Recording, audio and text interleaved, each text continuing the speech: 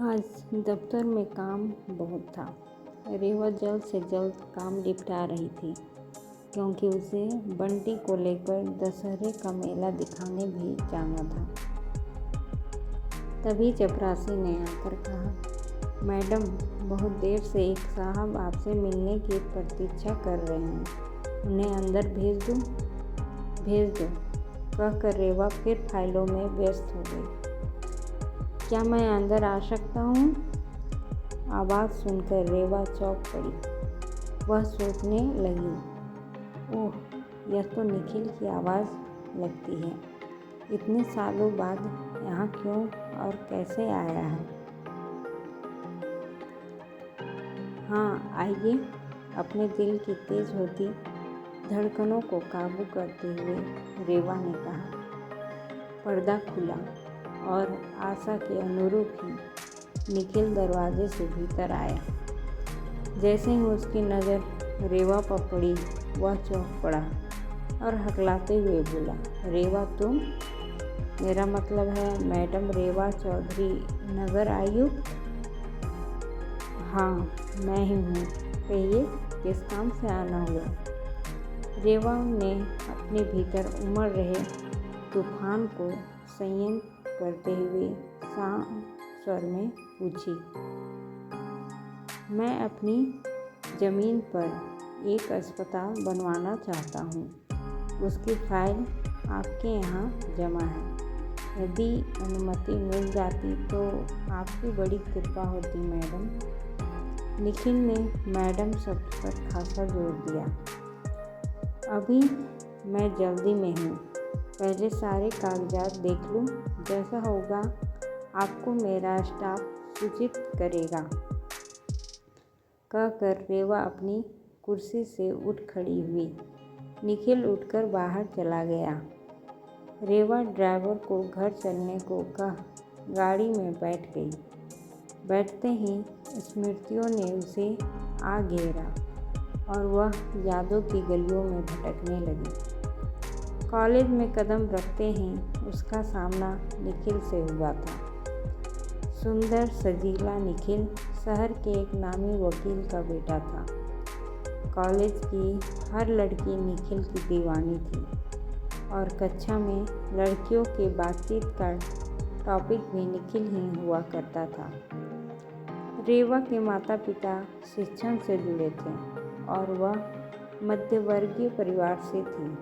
गोरा रंग, लंबे बाल, तीखे नैन नक्श रेवा को खूबसूरत बनाते थे। वह पढ़ने में भी काफ़ी अच्छी थी, इसलिए लड़कियों के बीच निखिल के प्रति दीवानगी देख वह हंसकर रह जाया करती थी। उसे निखिल जैसे लफंगे लड़के बिल्कुल भी पसंद न थे। कॉलेज आरंभ हुए लगभग 5 महीने बीतने को थे कि एक दिन कॉलेज के सभी विद्यार्थी शहर से थोड़ी दूर स्थित जलप्रपात पर पिकनिक के लिए गए। वहाँ दोस्तों की फरमाइश पर निखिल ने कई गीत सुनाए। रेवा ने महसूस किया कि निखिल गीत गाते समय बार बार उसकी ओर देख रहा है। ना जाने क्यों रेवा को भी निखिल का उसे देखना अच्छा लगा। धीरे धीरे रेवा निखिल की ओर खींचने लगी। शायद उसे इस बात का गर्व होने लगा कि जिस निखिल का पूरा कॉलेज दीवाना है, वही निखिल उसे चाहने लगा है। अब निखिल और रेवा के प्रेम के बारे में सभी को पता था और कॉलेज की लड़कियां रेवा की किस्मत से ईर्ष्या करने लगी थीं। फाइनल ईयर खत्म होने को था। परीक्षाओं से पहले एक दिन निखिल रेवा को जिद करके अपने घर ले गया। उस समय निखिल के घरवाले किसी विवाह में शामिल होने के लिए बाहर गए हुए थे। निखिल ने मौके का फ़ायदा उठाना चाहा था, परंतु रेवा किसी तरह वहां से बचकर आ पाई थी। उसे वापस घर पहुंचकर निखिल से और स्वयं अपने आप से नफरत होने लगी। रेवा सोचने लगी, आज तो अनर्थ ही हो जाता। गलती मेरी ही है। मैं ही निखिल की बातों और प्यार के झूठे खेल में आ गई। मैंने क्या सोचा था और वह कैसा निकला। फाइनल की परीक्षा देकर रेवा दूसरे शहर चली गई और सिविल सर्विसेज की परीक्षा की तैयारी में जी जान से जुट गई।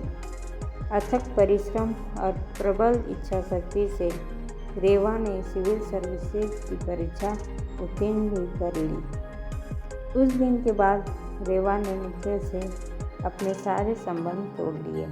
हालांकि निखिल ने रेवा की सहेलियों के माध्यम से एक दो बार संपर्क करने का प्रयास भी किया, परंतु रेवा का तो जैसे प्यार से विश्वास ही उठ गया था।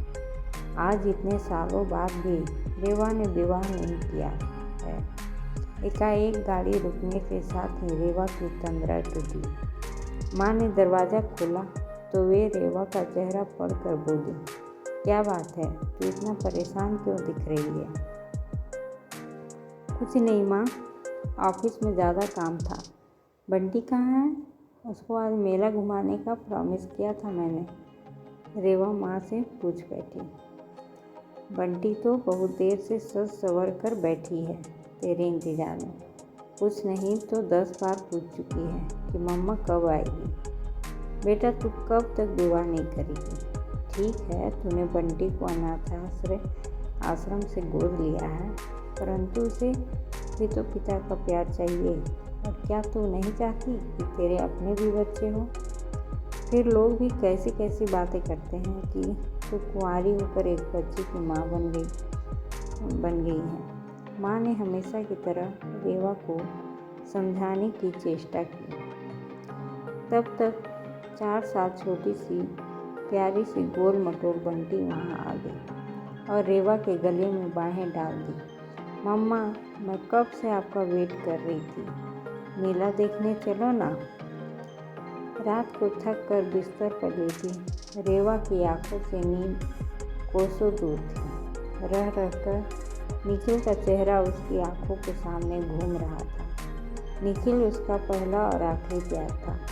रेवा सोचने लगी, पता नहीं निखिल ने विवाह किया होगा या नहीं। क्या पता वह भी अभी तक मुझे ना भूल पाया हो। परंतु अगले ही क्षण उसका दिमाग उसकी भावनाओं पर हावी हो गया। यह कैसी मूर्खतापूर्ण बातें सोच रही हूँ मैं।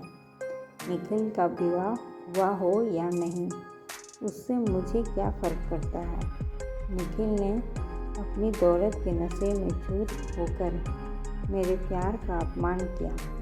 वह मुझे एक बेजान गुड़िया समझ मेरी भावनाओं से खेलता रहा। यह तो अच्छा हुआ कि सही समय पर मेरी आंखें खुल गई और मैं उसके चंगुल से बच निकली।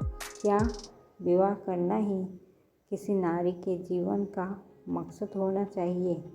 क्या पुरुष के बिना नारी संपूर्ण नहीं? आज मैं सशक्त हूँ तो मुझे दूसरी बच्चियों और महिलाओं को संबल प्रदान करना चाहिए। आखिर मैंने सिविल सेवा भी इसलिए चुनी थी कि मैं समाज के उत्थान में अपना योगदान दे सकूं। मुझे बंटी को पढ़ा लिखा कर अच्छा नागरिक बनाना है और बंटी जैसी अन्य दूसरी बच्चियों का भी जीवन संवारना है। अब रेवा के दिमाग की उथल पुथल शांत हो चुकी थी और वह सोच रही थी कि कल ही वह निखिल की फाइल पर उचित कार्रवाई कर अपने स्टाफ से निखिल को खबर भिजवा देगी, जिससे निखिल को फाइल के बहाने उसके ऑफिस में बार बार आने का अवसर ना मिले। रेवा के जीवन से भी रात के काले अंधेरे विदा ले रहे थे और एक नई भोर का आगमन हो रहा था। दोस्तों, आप लोगों को ये कहानी कैसी लगी?